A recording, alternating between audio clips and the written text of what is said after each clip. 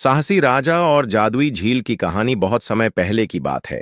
हिमालय की तलहटी में एक छोटा सा राज्य था जिसका राजा प्रताप वीर सिंह था। राजा बहादुर और दयालु थे, लेकिन उनका राज्य एक अजीब सी समस्या से जूझ रहा था।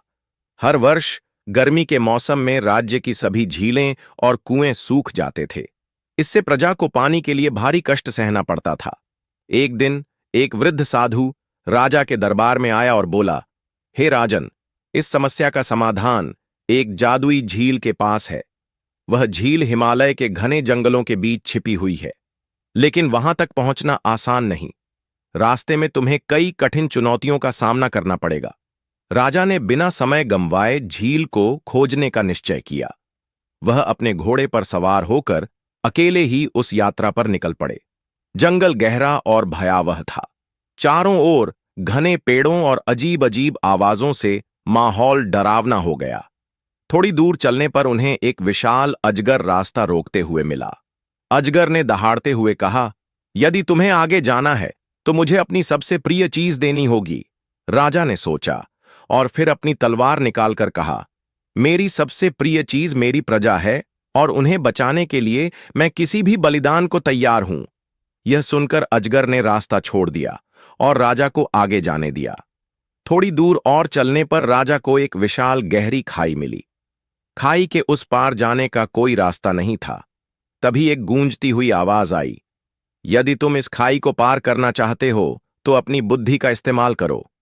राजा ने चारों ओर देखा और पास के पेड़ों से मजबूत बेलों को काटकर एक रस्सी बनाई। रस्सी की मदद से उन्होंने खाई पार कर ली। अंततः राजा जादुई झील तक पहुंच गए। झील का पानी चमचमाते हीरों की तरह साफ था, लेकिन जैसे ही राजा ने झील के पास कदम रखा, झील से एक जल देवी प्रकट हुई। देवी ने कहा, यह झील साधारण नहीं है। इसका पानी केवल उसी को मिलेगा जो इसके उपयोग का सही कारण बताएगा। राजा ने सिर झुकाकर कहा, मेरा राज्य सूखे से पीड़ित है। मेरी प्रजा पानी के बिना कष्ट झेल रही है। मैं इस झील का पानी केवल अपनी प्रजा की भलाई के लिए चाहता हूं।